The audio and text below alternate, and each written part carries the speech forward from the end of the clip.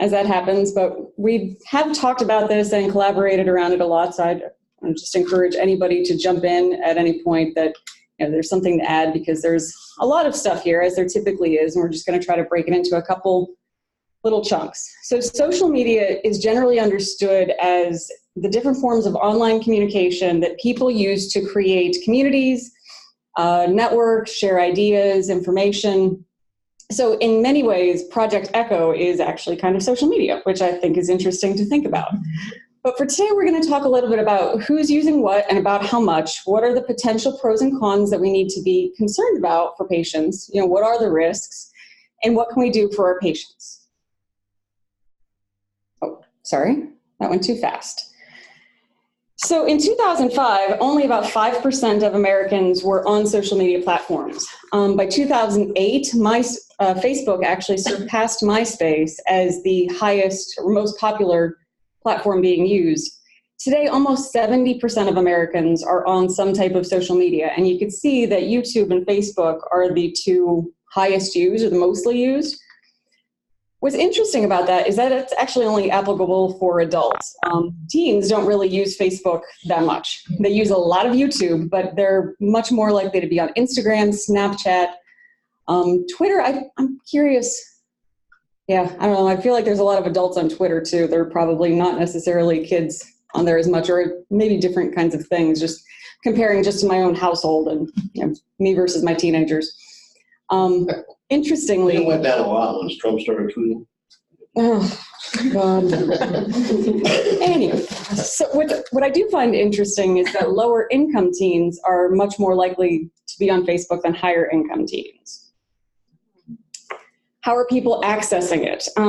It's a little bit variable. So a lot by computer or laptop, but also a lot by smartphone. You could see that, for teenagers, smartphones across all demographics are really the highest way that people are accessing. And this makes a lot of sense to me, because not every family can afford a computer, but there's a lot of programs to be able to get very inexpensive smartphones now. And if you can get onto free Wi-Fi, you can access things that even if you don't have data in your plan. So lots of kids connecting on their phones, lots of adults connecting on their phones.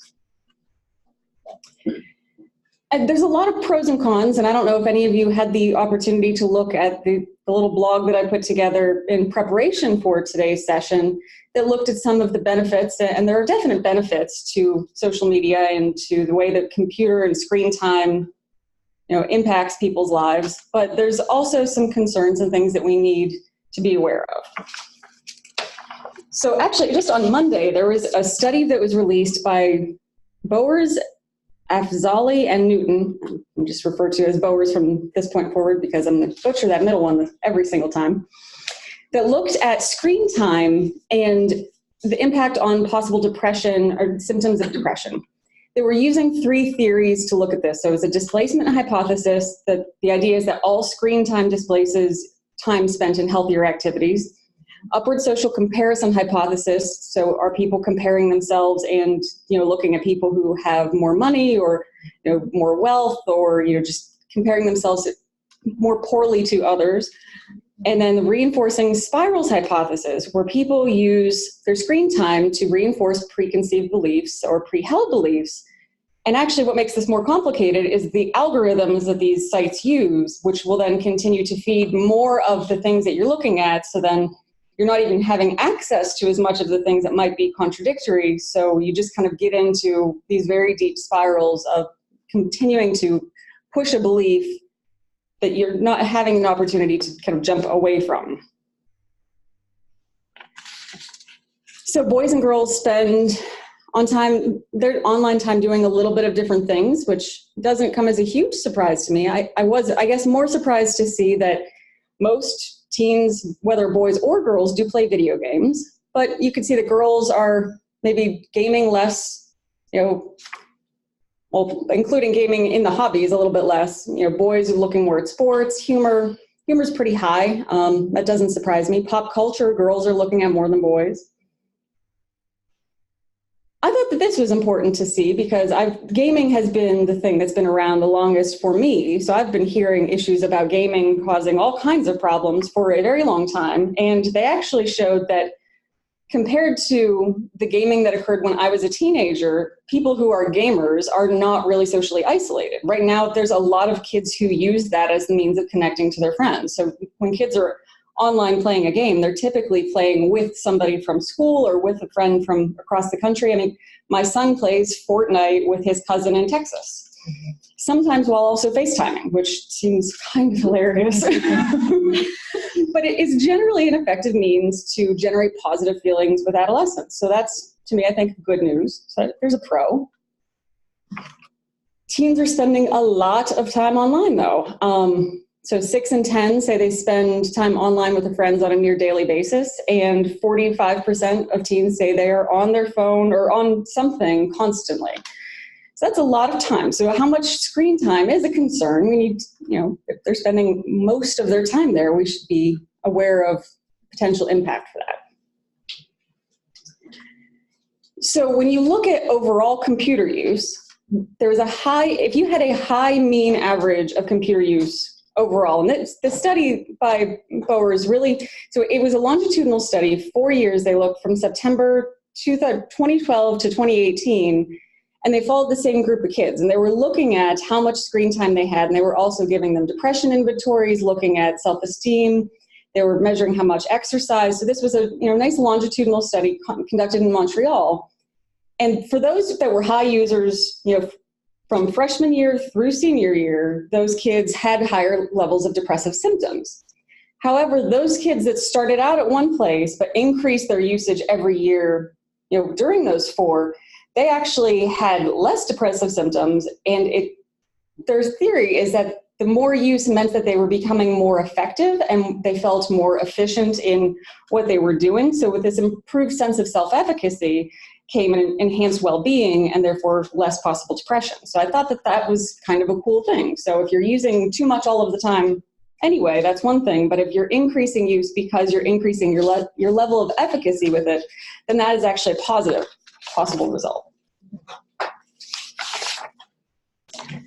Another positive possible result is that the majority of teens say that they use social media to talk to a more diverse group of people. So people from different backgrounds, different points of views. So it does make the globe feel very small. One of the things that I referenced in that blog was how Twitter was actually used in 2013 following some of the protests in Ferguson. After the shooting of Mike Brown, Twitter was actually used to create a very small global community where those protesters who were being tear gassed got tips on how to survive and how to manage in those scenarios from people in Palestine via Twitter. So it very much makes your social community smaller, and that's a great thing. So teens are able to show support for causes and issues that they wouldn't. They're able to find different points of view. They smartly realize that it is not always a place to find trustworthy information. That's good. So we don't want them believing, things that aren't real. They actually also it makes them feel more included and confident than excluded or, a lack of confidence. So that, definitely positive things there. However, when you look at the sum of it, about 31% are saying this is from Pew, mostly positive effect. So connecting with friends, keeping yourself entertained, learning things. 45% are saying it doesn't really have a positive or negative effect. It just is. And 24% are saying it's a mostly negative effect. So there's lots of reasons for that, but it's bullying, rumor spreading, harms relationships, creates unrealistic views of others, can be a distraction, can cause mental health problems. So looking at that a little bit deeper, percentage of US teens who say social media makes them feel more connected. So that's pretty good. They can show a creative side, get in touch with their feelings, all great stuff. But, about 45% of them are saying they're a bit overwhelmed because of all of the drama. So yeah, there can be strengthening of friendships, but then there's also drama. Pressures to post only content that makes them look good. So they're trying to create a particular image. being on there and feeling worse about their own life because they are comparing themselves to others who are probably only posting things that make them look good. So it's this kind of back and forth. I mean, there are definite positives, but there are also definite risks. So when you look at the social media connection to depression, that upward social comparison hypothesis does appear to lower adolescent self-esteem. And there is that connection between social media use and the more heavy social media use on general depression symptoms and general sense of self-esteem. So they're thinking that this is not only the social comparison, but also in the reinforcing spirals, that if you are looking at a lot of things about depression per se, then you're going to get more things about depression. So it really just becomes a snake eating its own tail with the amount of content and the types of things that you're going to be fed based on what you're looking at. A different study actually looked at 1,700 young adults and asked them about the 11 popular social media platforms. And what they found is that the people that used more platforms had 3 times more the risk of depression and anxiety. So it wasn't so much about the amount of time, but it was about the number of different platforms that they were looking at. And some of the reasons I theorize that maybe that is a correlation that exists is because people are multitasking, which is also correlated with worse attention, poor cognition, and poor mood. That the anxiety about trying to keep up culturally, or FOMO, fear of missing out, that's a major concern, that people are kind of getting themselves worked up about, I can't keep up and I'm not there, and what are they doing that I'm not?